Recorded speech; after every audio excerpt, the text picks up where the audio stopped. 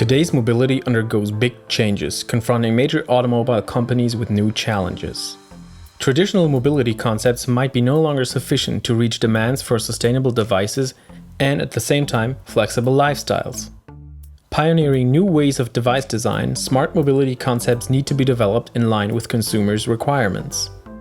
To reach this goal, interdisciplinary partnerships and close cooperations between mobility experts, manufacturers and technical professionals are necessary, but especially with a key stakeholder, the consumers.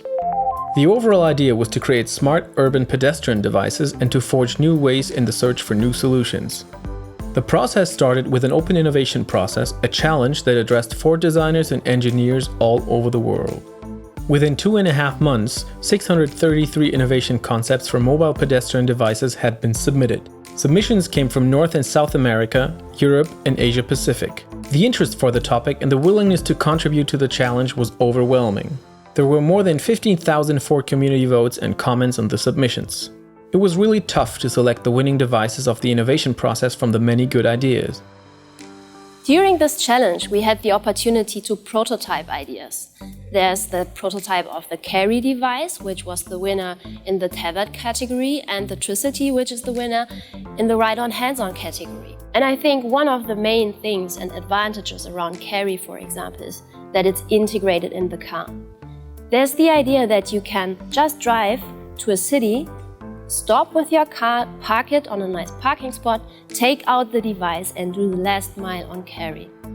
The next step was to bring the winning devices into realization. Using the Ford Research Alliance program, 3 institutes from RWTH Aachen University with different backgrounds were contacted. The Institute of Embedded Systems from the Computer Science Department, the Institute on Production Engineering of E-Mobility from the Mechanical Engineering Department, and the Institute of Communication Science from the Social Science Department. Working also with the university together on building the prototypes, and that also in this small dense time what we had was really interesting to see that this all can happen. So many thanks to everyone who supported that, and I really look forward to do the next challenge again with all of you.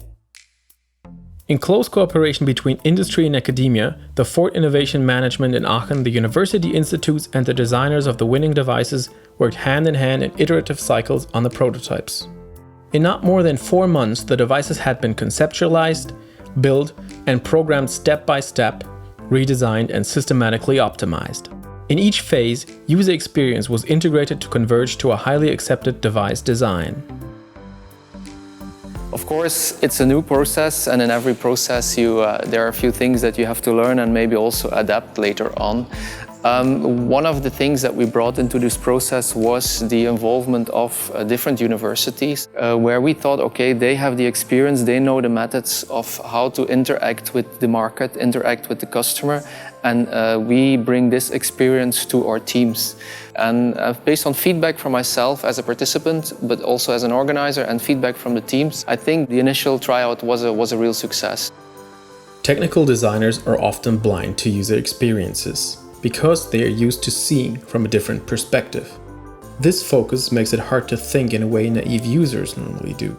Users expect that devices are safe and highly functional, but in addition, they wish for devices with a cool communication and interaction style that are nice, funny, stylish, emotionally compelling, and practical. Therefore, it was important to teach technical designers how to collect user requirements early in the design process and how the perspective of user experience can be an integral part in the whole development process. First, and for me, the most astounding workshop was the bootcamp workshop in which we had more than 25 Ford designers all over the world in Aachen, and we tried to urge them to go and to switch to the user's position. And we gave them a broom, a real traditional one, a physical, very old-fashioned broom, and asked them to define user requirements.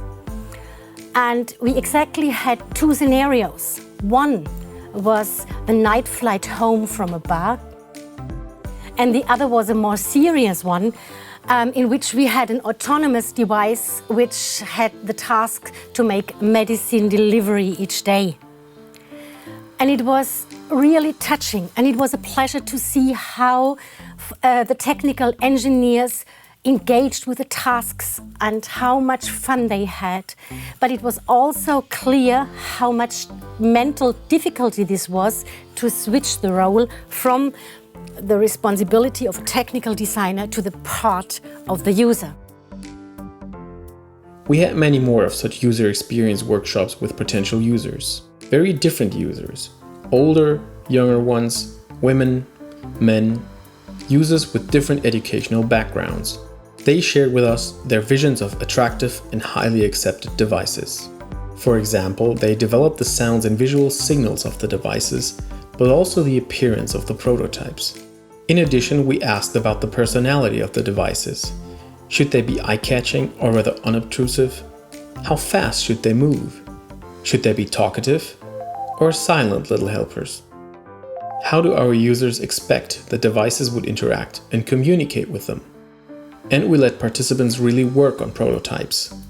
We then gave the user comments and visions back to the engineers, who were really keen to learn about the users' reactions and who loved the progress we did with their devices.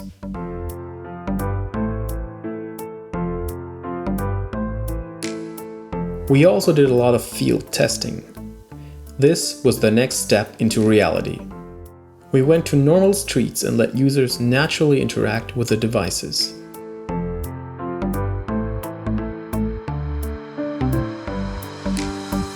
Sehr dynamisch, jetzt schon, und es ist super cool. Man kann sich breitbeinig hinstellen, man kann sich die längs hinstellen.